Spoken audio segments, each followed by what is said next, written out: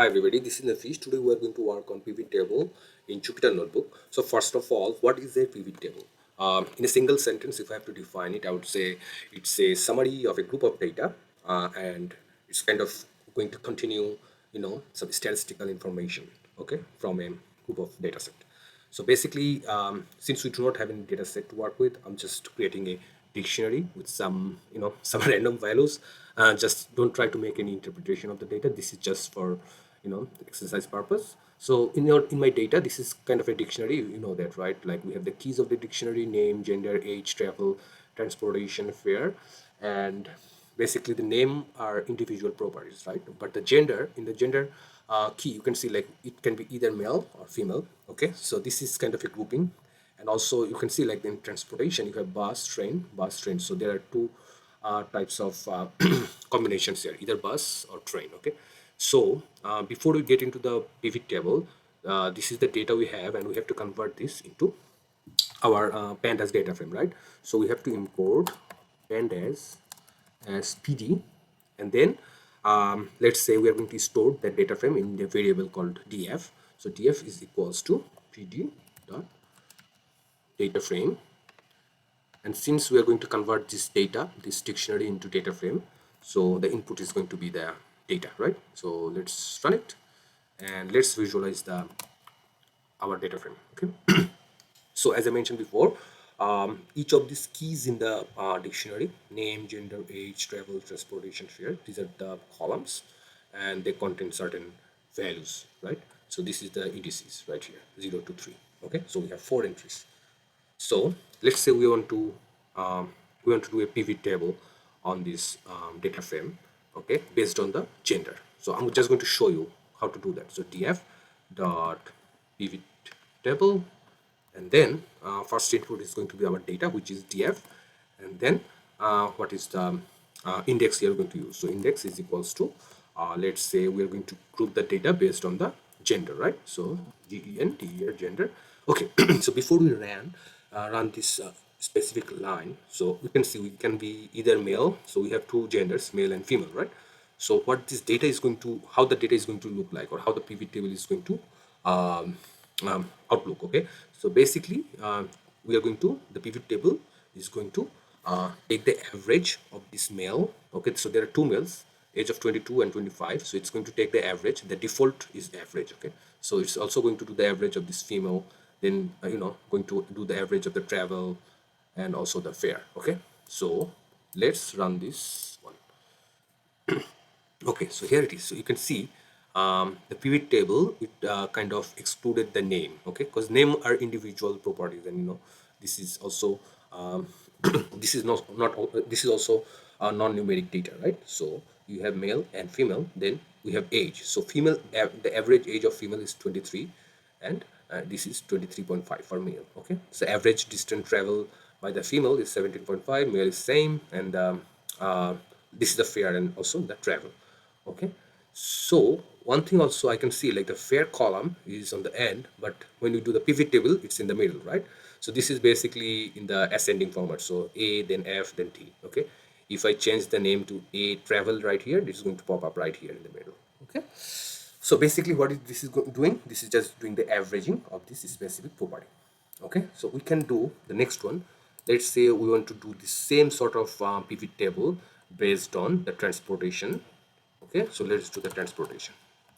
Okay, so transportation is going to be the index here. So let's run that. Okay, so you see we had two different type of communications mean, right? Like the bus and train. So you group it based on the bus and train, and you do the averaging. So you see the average age is different now because it's doing the average of the people they are traveling by bus. It's not looking at whether that's male or female. Okay, so these are the benefits of a pivot table. You can represent the data in the way you look, and the way the way the statistics going to give you some more emphasis of the data. Okay, so basically here in the first one, I said like, hey, based on the gender, make sure like the pivot table is based on the gender, and here it's based on the transportation. Okay, so next thing we can do, so here it is also only doing the mean, right, of the data. One thing we can do, we can say like, take the max or mean, we can define that rather than, so the average of the data is the default. Okay, but what you can do is act function, just call that, and then inside that, let's say age, so our variable is age, right?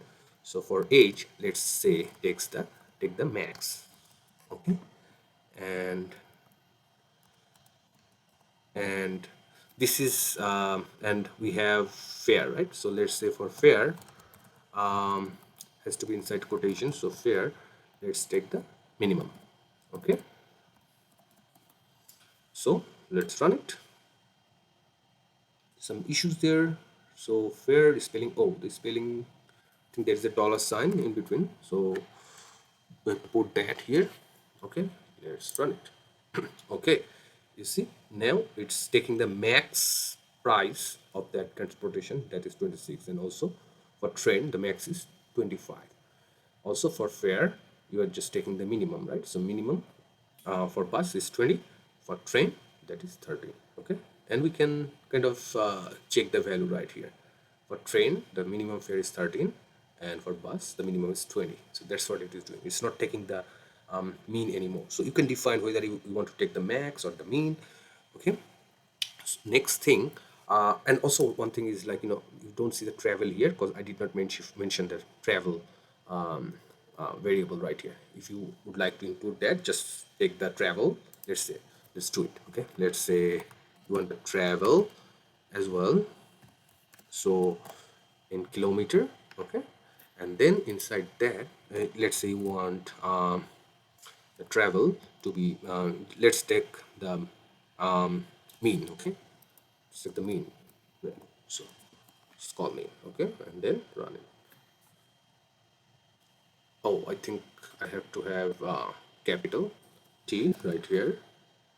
Run it. Okay, now you see the travel column popping up. Okay, now you can also do these. So you're doing this based on the indexes right here, right? Like you have in the index, in the rows, right? You can do also in the column wise. So let's say rather than putting index, you can put columns. Okay, so this is going to be the columns now, and all the rows going to be in the index. So let's run that. Okay, you see, so this is also a different kind of interpret visualizations, I would say, not interpretation, same data. This is exactly the same data, but what you are doing is just taking these rows or the indices as columns. So transportation is bus and train, and all the other things, like all the columns we had, that is now in the row or in the index. Okay, so this is another way of representing. You just need to mention whether you want to do column or index. Okay, and next thing I would like to say, like, you can, there are other things as well. So df dot melt, if you do df dot melt, this is a long data format. So let's first get the data frame. So df, and then if you do df dot melt, okay, run it, and you see we have 23 entries right now, 0 to 23, so 24 entries. What it is doing is like, for each individual, so these are the variables, right? So it will have two columns, variable and the value. So name is a variable, and the value is, there are four different values, right, for the name variable. Then gender is a variable, and then there are four values for that. So this is kind of a long format. This is another way of representing data, so you can for each it will have always like variable and the value. So you can do df.melt, and it's going to melt this data frame, and it's going to have all the variables and the values popping up in the data.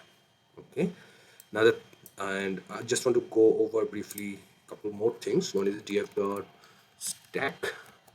This is one thing, and also df.unstack.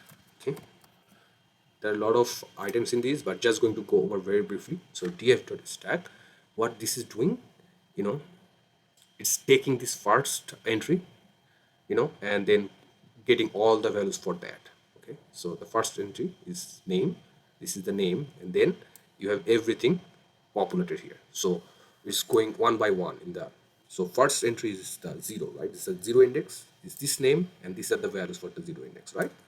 So that's what it's popping up here, the name, gender, age. Okay, for the first index, then the second one, third, fourth. Okay, and The unstack, that is, it's just going to pop up, give you the first name, like the mailed one, the name variable, okay, and then you have four values, different indices, then the gender, then there are four values, So you just play with this stack and unstack, and you will see like how the data frame is, you can represent the data in different ways.